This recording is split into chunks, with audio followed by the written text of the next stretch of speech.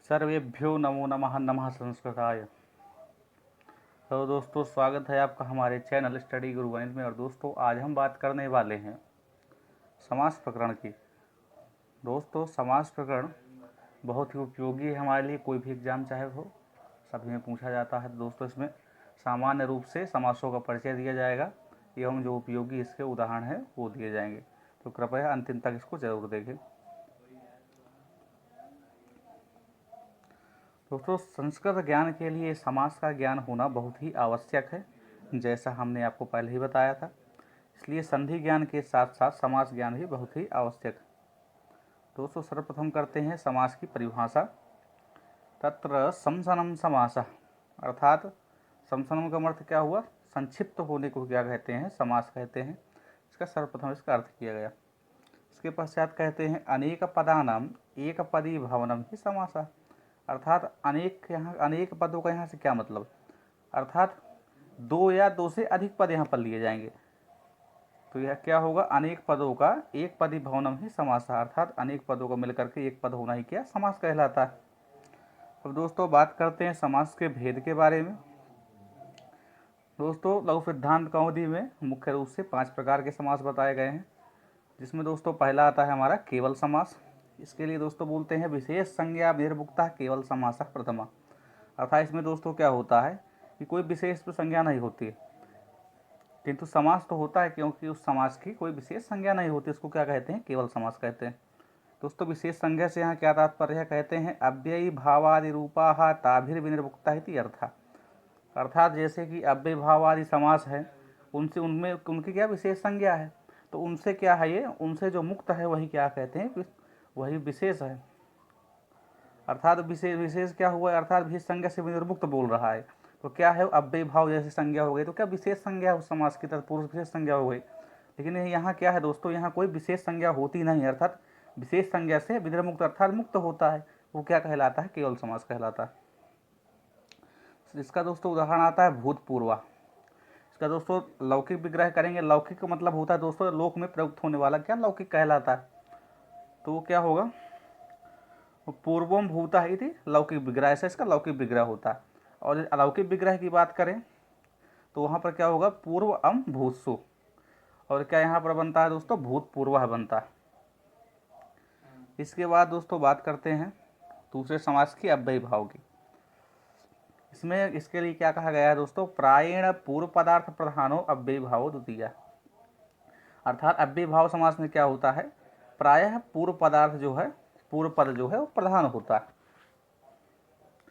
और यहाँ पर फिर दोस्तों क्या लिया गया है? पूर्व पदस्य अर्थः प्रधानम यत्र, अर्थात पूर्व पद है जो, उसका जो अर्थ है, अर्थात पूर्व पदस्य अर्थ है पूर्व पदार्थ हो गया, और सह प्रधानम तत्र यत्र, अर्थात वह है प्रधान जहाँ पर। ऐसा क्या हुआ? अव्ययी भाव समास होता है। इस समास में पूर्व पद के अर्थ की प्रधानता होती है, जैसा नीचे दिया हुआ है। इस समास में प्रायः अव्यय पूर्व में होता है। वो क्या होगा? अव्ययी भाव समास। अब दोस्तों देखते हैं इसके उदाहरण। जैसे पहले दिया हुआ साग का प्रति, इसके बाद आता है उन्मत्ता गंगा यस्मिन उन्मत्त गंगम हरव इति, ऐसा हुआ। अधिहरि अव्ययी भाव समास यहाँ पर भी है। गोपे इति अधिगोपम, यह भी अव्ययी भाव का उदाहरण है। कृष्णस्य समीपम उपकृष्णम, मक्षिकाणाम अभावः निर्मक्षिकम, विष्णोः पश्चात् इति अनुविष्णु, रूपस्य योग्यम अनुरूपम, शक्तिम अनतिक्रम्य यथाशक्ति, रिद्धेर आधिक्यम समृद्धि, सदृशः संख्या ससखी, तिष्ठन्ति गावो यस्मिन् कुले तिष्ठत गुह, ऐसा प्रयोग बनता है। ये है अव्ययी भाव समास। इसमें भी फिर द्वौ च मुनि च इति द्विमुनि, ऐसा रूप बनता है। त्रयश्च मुनयश्च इति त्रिमुनि, अर्थात त्रिमुनि किसमें प्रसिद्ध है? व्याकरण में।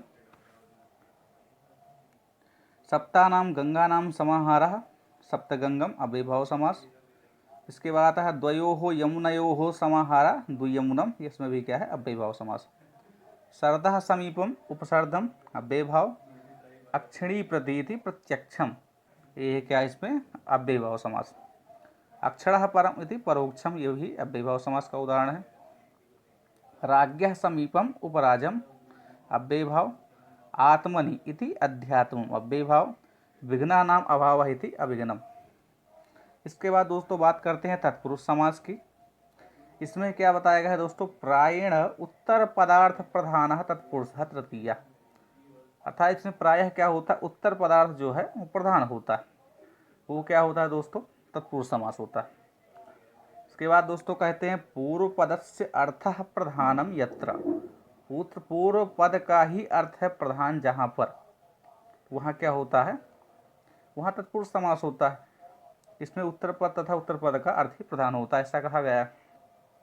जैसे दोस्तों क्या है, इसका उदाहरण आता है, जैसे आता है राज्ञः पुरुषा इति राजपुरुषा, अर्थात यहाँ पर क्या पुरुष पद की प्रधानता है, तो यहाँ क्या है राजपुरुष ऐसा रूप बनता है, अर्थात पुरुष की प्रतीति हो रही है, तो यहाँ उत्तर पद प्रधान।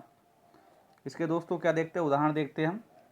जैसे यहाँ पर खट्वा अम आरूढ़, खट्वारूढ़ बनता है, कृष्णम स्थितः कृष्णस्थितः, दुःखम तीतः दुःखातीतः, ग्रामम गतः इति ग्रामगतः, जीविकाम आपन्नः जीविकापन्नः, मासेन पूर्वः इति मासपूर्वः, मात्रा सदृशः मातृसदृशः, वाचा कलः वाक्कलः, आचारेण निपुणः इति आचार्य निपुणः, नखैः निर्भिन्ना इति नख निर्भिन्ना, वातेन छेद्यम इति वातच्छेद्यम, काकेन पेया काकपेया, दध्ना ओदनः दध्योदनः, भूताय बलि इति भूतबलि, द्विजाय अयं द्विजार्थः, गवे हितम इति गोहितम, चोरात् भयम इति चोरभयम, स्वर्गात् पतितः इति स्वर्गपतितः, चक्रात् मुक्तः इति चक्रमुक्तः, राज्ञा पुरुषः राजपुरुषः, पूर्वम कायस्य इति पूर्वकाया, अर्थात काया का पूर्व भाग। इसमें दोस्तों देख रहे हैं सभी उत्तर पद ही यहाँ क्या प्रधान हो रहे हैं। अहना मध्यमः अर्थात मध्याह्न, अर्धम पिप्पल्या इति अर्ध पिप्पली, अर्थात पिप्पली का आधा भाग। यहाँ क्या है तत्पुरुष समास के दोस्तों उदाहरण है। प्राप्तो जीविकाम प्राप्त जीविका जीविकापन्ना, अक्षेषु सौंडा इति अक्षसौंडा, मालाम अतिक्रांता इति अतिमालः, निष्क्रांतः कौसंब्याः कौसाम्ब्या इति कौसाम्बी, कुंभम करोति इति कुंभकार। ये सब क्या है तत्पुरुष समास के उदाहरण हैं। इसके बाद दोस्तों बात करते हैं जो तत्पुरुष के अंतर्गत ही क्या आता है दोस्तों, तत्पुरुष नहीं आता है, अर्थात नहीं अर्थात जैसे न मतलब न विद्यमान अर्थ होने में इसका क्या होता है प्रयोग होता है, जिसमें नहीं अर्थ हो। जैसे क्या कहते हैं दोस्तों, न ब्राह्मण अर्थात न ब्राह्मण इति अब्राह्मण, न अश्व इति अनश्व, न उपलब्धि इति अनुपलब्धि। इसके बाद दोस्तों बात करते हैं तत्पुरुष भेद कर्मधारय, अर्थात तत्पुरुष समास का ही क्या भेद है दोस्तों, कर्मधारय है।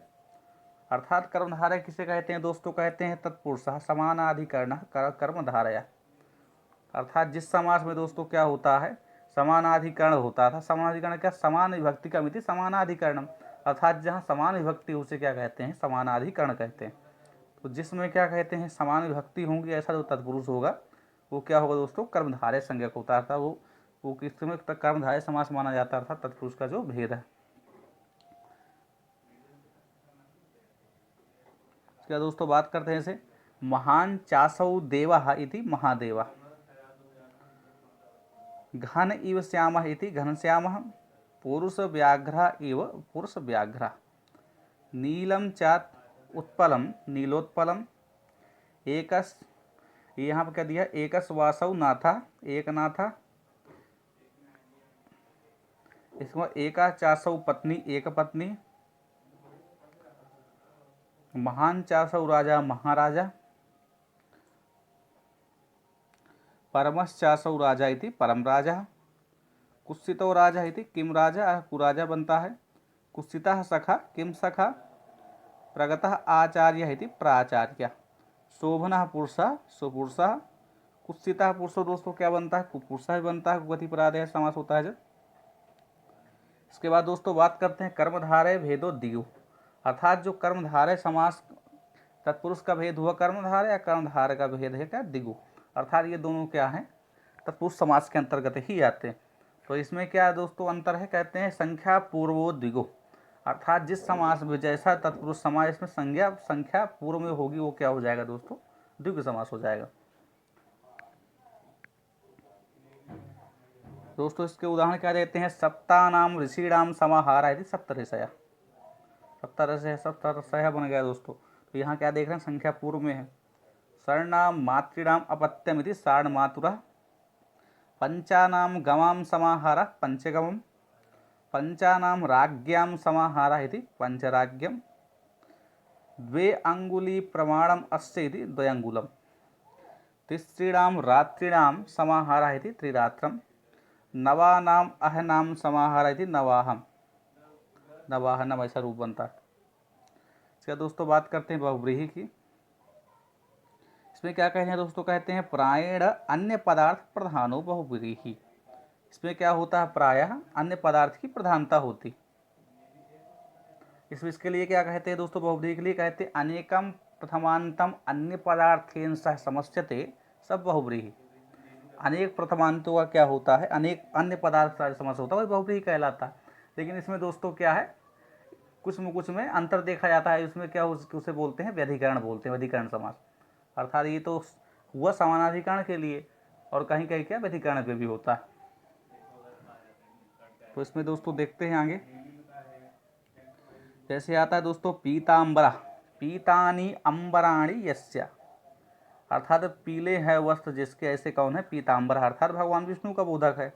इसमें दोस्तों क्या हो रहा है, पीले कपड़े हैं इनके, ऐसा बोधक होने पर यहाँ अन्य पदार्थ की प्रधानता हो रही है, ना कि पीतांबरा। तो यहाँ किसका द्योतक हो रहा है, दोनों पद को छोड़ करके अन्य पद की यहाँ प्रधानता हो रही। तो इसके दोस्तों उदाहरण देखते हैं, रूपवती भार्या यस्य इति रूपवत भार्या। देख रहे हैं दोस्तों रूपवती और भार्या, लेकिन प्रधानता किसकी है, या रूपवत भार्या, अर्थात यहाँ पे पुल्लिंग हो गया है क्योंकि यस्य कह रहा है, अर्थात अन्य पदार्थ यहाँ पर क्या है, प्रधान है। अर्थात रूप वाली है भार्या जिसकी, ऐसा बोल रहा है। एका पत्नी यस्य, ऐसा एक पत्नी का। चित्रा गौः यस्य चित्रगुः, स्त्री प्रमाणी यस्य स्त्री प्रमाणः, ना पुत्रो यस्य अपुत्रः। दोस्तों वहाँ पर एक होता है, जो होता है नई समाज जो होता है वो होता है तत्पुरुष में, और एक होता है दोस्तों वो होता है बहुव्रीहि समास पे। तो वहाँ दोस्तों क्या है, वहाँ पर तो होता है जैसे ना पुत्र है अपुत्र, अर्थात पुत्र नहीं है। लेकिन यहाँ जो होता है ये, इसका क्या मतलब है, इसका मतलब विद्यमान है ना होना अर्थ में होता है। जैसे अविद्यमानो पुत्रः, अविद्यमानः पुत्रः यस्य अपुत्रः, इस प्रकार यहाँ दोस्तों विग्रह होता है, नहीं जो बहुव्रीहि समास। इसके बाद दोस्तों बात करते हैं, पीतम अंबरम यस्य सः पीतांबरः, प्राप्तम उदकम यम प्राप्तोदकः, वीराः पुरुषाः यस्मिन् इति वीर पुरुषको ग्रामः। अर्थात यहाँ अन्य पदार्थ क्या है, ग्राम प्रधान हुआ। दोस्तों जैसे हमने आपको बताया था, यहाँ के व्यधिकरण का उदाहरण देखिए, यहाँ कंठे कालो यस्य कंठ काला, अर्थात यहाँ क्या व्यधिकरण, अर्थात यहाँ प्रथमांत नहीं है, यहाँ पर ये सप्तम्यंत कंठ में काल है जिसके, ऐसा कह रहा है। तो यहाँ व्यधिकरण के उदाहरण हो गए। शिरसि मणि यस्य शिरोमणि, सिर में मणि है जिसके, ये भी देखिए दोस्तों किसका उदाहरण हो गया, व्यधिकरण का।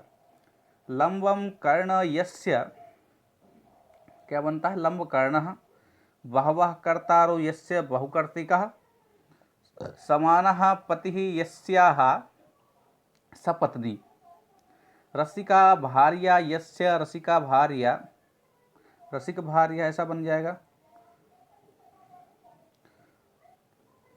इसके बाद दशानाम समीपे ये सन्ति उपदशाः, दंडैश्च प्रहत्य इदम युद्धम प्रवत्तम इति, क्या बनता है दोस्तों, डंडा डंडी, ऐसा प्रयोग बनता है। दोस्तों ये जो है उदाहरण बहुत अधिक पूछा जाता है। व्यूढ़म उरह यस्य सा व्यूढ़ो रस्का। इसके बाद दोस्तों बात करते हैं हम द्वंद्व समास की। इसमें क्या बता था दोस्तों, प्रायेण उभय पदार्थ प्रधानो द्वंद्व, अर्थात यहाँ क्या होते हैं दोस्तों, अर्थात यहाँ दोनों पद की प्रधानता होती है। अर्थात पद वहाँ कितने हो, दो हो सकते हैं, दो से अधिक भी पद हो सकते हैं, लेकिन सभी की यहाँ प्रधानता होती है। अर्थात ये कह रहा है दोस्तों, समास के लिए जितने शब्द लिए गए हैं उन सभी पदों का क्या अर्थ यहाँ प्रधान होता है। जैसे दोस्तों देखिए यहाँ क्या है, राम कृष्ण रूप बना है, तो यहाँ क्या है, रामश्च कृष्णश्च इति राम कृष्ण, अर्थात यहाँ क्या है, यहाँ दोनों की ही प्रधानता है, ना कि एक की यहाँ पर। तो ऐसा क्या होता है, द्वंद्व समास होता है। चलिए देखते हैं आगे दोस्तों, तो धवश्चा खदिरश्च इति दव खदिरौ, जाया चा पतिश्च इति दंपति, हरिश्चा हरश्च इति हरिहरौ, पाणयोश्चा पादयोश्च समाह इति पाणिपादम, अहिश्चा नकुलश्च इति अहिनकुलम, गौश्चा व्याघ्रश्च इति गौव्याघ्रम, काकश्चा ऊलुकश्च इति काकोलुकम, शीतंचा उष्णंच इति शीतोष्णम, माता चा पिता चा, यहाँ पर दोस्तों क्या बनता है, माता पितरौ भी बनता है, एक बार पितरौ भी बनता है, एक शेष। इसके बाद मित्रश्चा वरुणश्च इति मित्र वरुणौ, इसके बाद ईशश्चा कृष्णश्च इति ईश कृष्णौ, यहाँ अर्थश्चा धर्मश्च इति अर्थ धर्मौ धर्मार्थौ, अर्थात यहाँ के लिए क्या है, कोई नियम नहीं, तो दो में से कोई पद भी पहले दे सकते हैं, अर्थात अर्थश्च धर्मश्च अर्थ धर्मौ धर्म अर्थौ, यहाँ दोनों होगी यहाँ क्या सही।